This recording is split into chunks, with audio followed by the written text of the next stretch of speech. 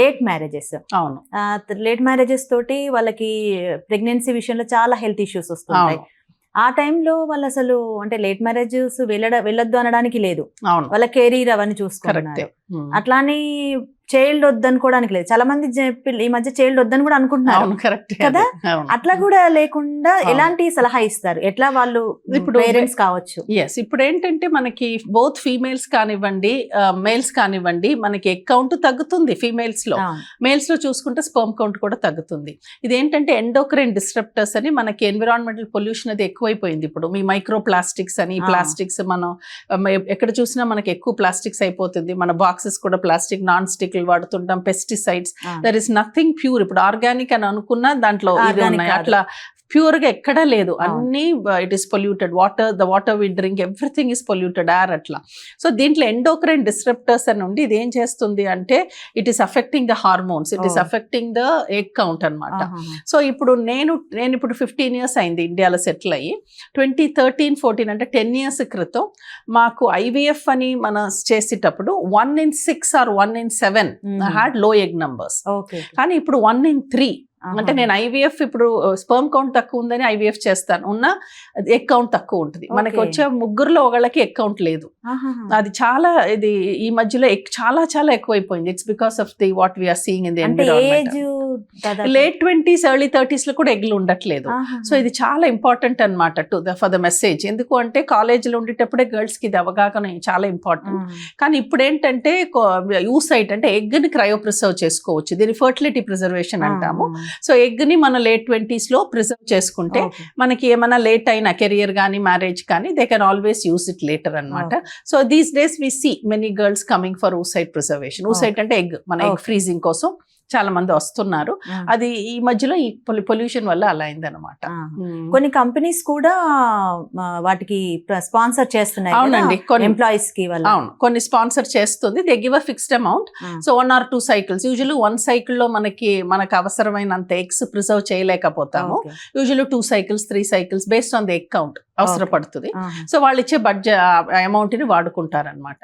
మనకి ఇక్కడ Diana Hayden అని ఈ సెలబ్రిటీస్ వినే ఉంటారు. So many of them egg preserve చేసుకుంటారు యంగర్ ఏజ్ లో, తర్వాత దే హ్యావ్ చిల్డ్రన్. ఇప్పుడు డయానా హైడెన్ అనే అమ్మాయి ఏమో లేట్ 20s లో ఫ్రీజ్ చేసుకుని 40s లో 3 children షీ హ్యాడ్.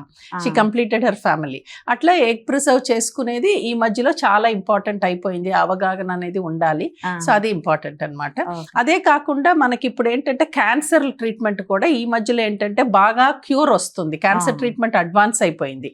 సో ఇప్పుడు ఎర్లీ టీనేజ్ అప్పుడు కానీ ఎర్లీ 20s లో క్యాన్సర్ వచ్చిందంటే క్యూర్ వస్తుంది. సో వాళ్ళు మన ఈ ఫర్టిలిటీ ప్రిజర్వేషన్ చూసుకోకపోతే వాళ్ళకి ఇన్ఫర్టిలిటీ వస్తుంది అనమాట.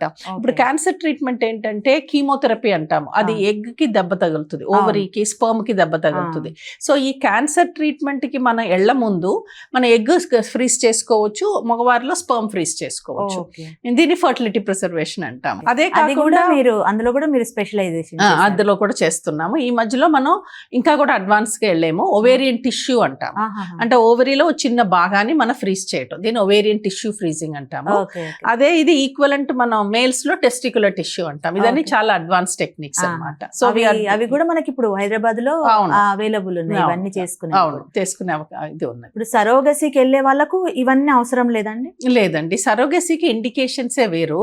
సరోగసీ ఎవరికి ఆఫర్ చేస్తామంటే ఇప్పుడు స్త్రీలకి ఇప్పుడు యూట్రస్ లో ప్రాబ్లం ఉండే వాళ్ళకి, బాగా గడ్డ వచ్చి యూట్రైన్ ఆ లైనింగ్ ఆ పొర అనేది సరిగ్గా రాకపోవటం, టీబీ వచ్చి కొంతమందికి మల్టిపుల్ ఆపరేషన్స్ అయ్యి ఆ పొర బాగా డ్యామేజ్ అయ్యి ఇంకా పనికి రాదు అని అనుకుంటే అట్లా సజెస్ట్ చేస్తుంటాము.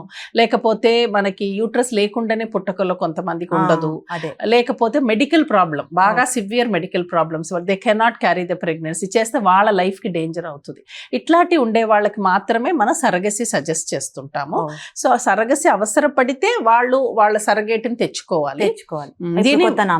అవును, కొత్త నామ్స్ ప్రకారం 22లో చెప్పారు, కరెక్ట్. ఆ నామ్స్ ప్రకారం ఏంటంటే వాళ్ళు సరగేట్ అంటే already they should be married, వాళ్ళకి ఒక పాపనో బాబో ఉండాలి.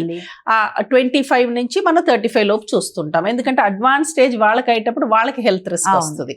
సో ఇదన్నీ ఫాలో అయ్యి మన సరగేట్ ని తెచ్చుకోవాలి. అప్పుడు మన ఆ సరగేట్ కి మన ట్రీట్మెంట్ వీళ్ళ ఎంబ్రియోని మనం వాళ్ళకి పెట్టవచ్చు. ఇంటెండింగ్ కపుల్ అంటాము.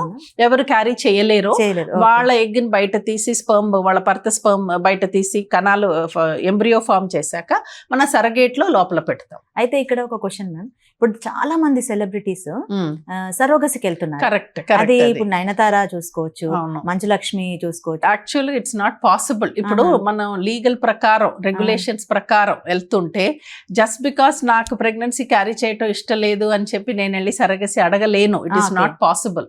మెడికల్ ప్రాబ్లం ఉంటే మాత్రమే మా బోర్డు కానీ అగ్రిమెంట్ అంటే యూ క్యాన్ గో హెడ్ అనే ఇది ఇస్తుంది మనకి, ఎసెన్షియాలిటీ సర్టిఫికేట్ అంటాం, ఎలిజిబిలిటీ సర్టిఫికేట్. మెడికల్ ప్రాబ్లం లేకుండా ఇవ్వటానికి వీలు లేదు, ఇప్పుడు లేదు. అంటే 3 years కింద వరకు ఎవరైనా చేసుకునే వాళ్ళని. మీరు చాలా సెలబ్రిటీస్ వినే ఉంటారు, మన మేల్స్ కూడా చేసుకునే వాళ్ళని సరగసి. ఇప్పుడు సింగిల్ మేల్ కి it is not allowed, single female కి కుదురుతుంది surrogacy. Whether they are widowed, divorced అంటే చేసుకోవచ్చు, కానీ సింగిల్ మేల్ కి surrogacy is not allowed. If you already have a biological child also you can't have the surrogacy. ఇప్పుడు usual గా మీరు వినే ఉంటారు, మన అగైన్ సెలబ్రిటీసే ఇప్పుడు already they have 2 children but they had babies through surrogacy, for the children through surrogacy. That's not possible.